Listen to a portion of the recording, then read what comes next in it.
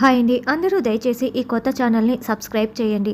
అమ్మ కౌశికి, ఎవరమ్మా ఆ సాక్ష్యాల్ని కొట్టేసింది? నిన్ను విడిచిపెట్టేశారే అని సుధాకర్ అడుగుతూ ఉండటంతో, ఆ సాక్ష్యాలు కొట్టేసింది దివ్యాంక అని కౌశికి చెప్తుంది.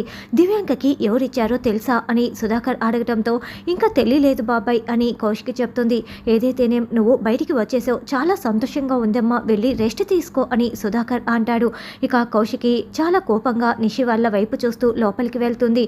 అంటే ఆ ఎమ్మి దివ్యాంక మన పేరు బయట పెట్టలేదన్నమాట అని వైజయంతి అంటుంది. అవునత్తయ్య అని నిషి అంటుంది.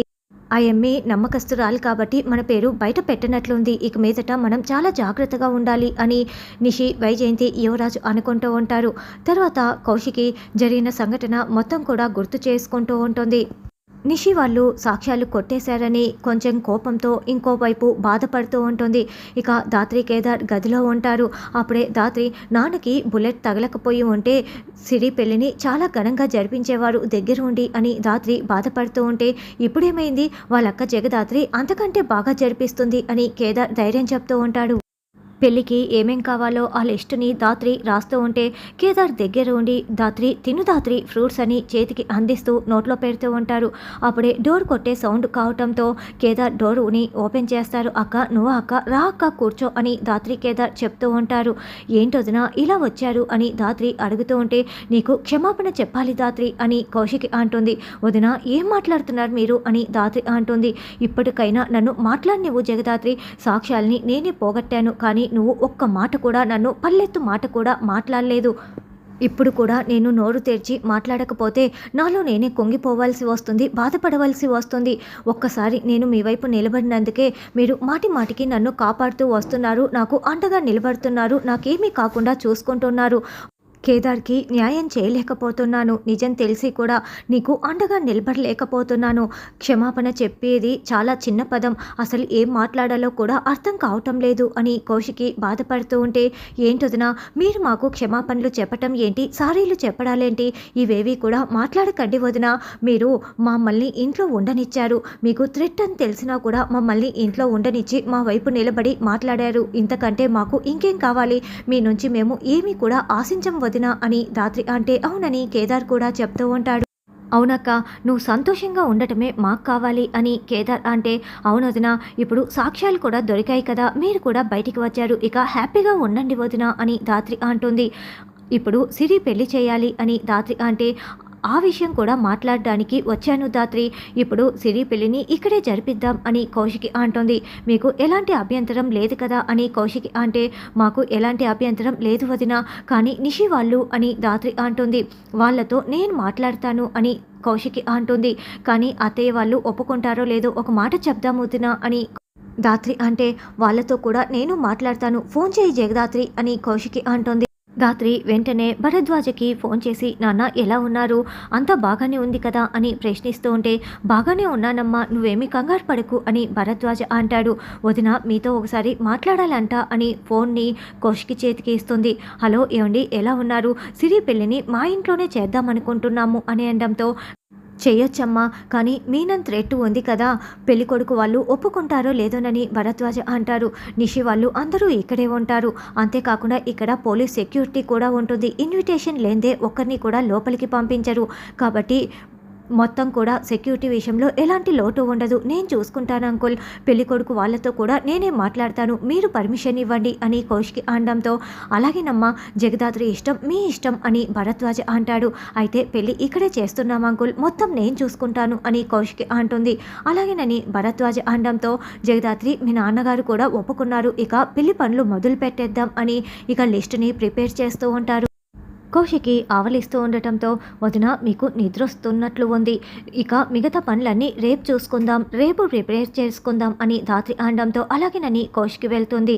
ధాత్రి, ఇప్పుడు పెళ్లి పనులన్నీ ఇక్కడే జరుగుతాయి, మీనను నీతో ఛాలెంజ్ చేసి మరీ వస్తున్నాడు కదా అని కేదార్ అంటే, అవును, ఛాలెంజ్ చేసి వస్తున్నాడు కాబట్టి మనం కూడా ధీటుగా ఎదుర్కోవాలి అని ధాత్రి అంటుంది. కానీ జేడీ నువ్వు ఇద్దరూ ఒకరే, మరి జేడీలా నువ్వు మారిపోవాలంటే ఇక్కడ జగదాత్రిగా పనులు చేయలేవు కదా, ఎలా ధాత్రి మీనన్ని ఎదుర్కోవడం అని కేదార్ అంటే, ఇంటి పనులు, ఆఫీస్ పనులు ఇదివరకు వేరువేరుగా ఉండేవి కాబట్టి నేను మీనన్ని జేడీలా ఎదుర్కొంటూ వస్తున్నాను.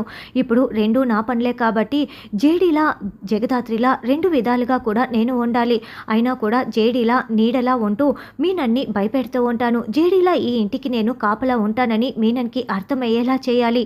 అప్పుడు మీనన్ ఏం చేయాలన్నా కూడా భయపడుతూ వస్తూ ఉంటాడు అని ధాత్రి అంటే, కానీ 2 ఫ్యామిలీస్‌కి కూడా జేడీ, జగదాత్రి ఇద్దరు ఒకరేనని తెలీదు కదా అని కేదార్ అంటే, మీనన్‌కి కూడా తెలీదు కదా కేదార్. అదే మనకు ప్లస్ పాయింట్ అవుతుంది. ఒకవైపు జేడీలా, ఇంకోవైపు జగదాత్రిలా ఈ పెళ్ళిని నేను ఎలా జరిపిస్తానో చూడు, ఏ ఆటంకం రాకుండా జరిపిస్తాను అని.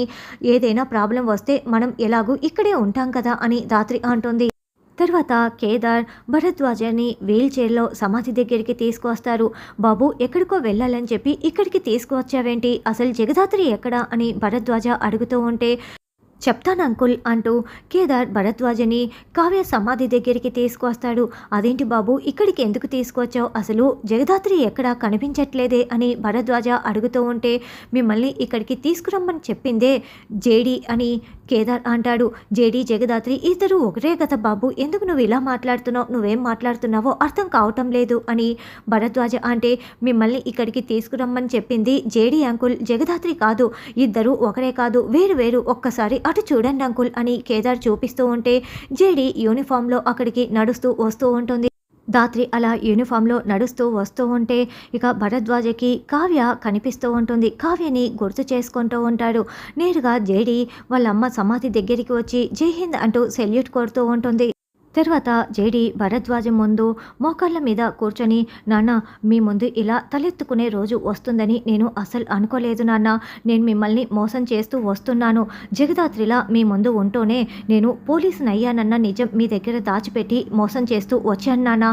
ఈరోజు మీకు నిజం తెలిసింది, ఇలా తలెత్తుకొని నిలబడగలుగుతున్నాను అని ధాత్రి చెప్తోంది. అసలు నువ్వు ఎప్పుడు పోలీస్ అవ్వాలని నిర్ణయం తీసుకున్నావమ్మా అని భరద్వాజ అడగటంతో, అమ్మ చనిపోయిన రోజునే నేను నిర్ణయం తీసుకున్నాను నాన్న.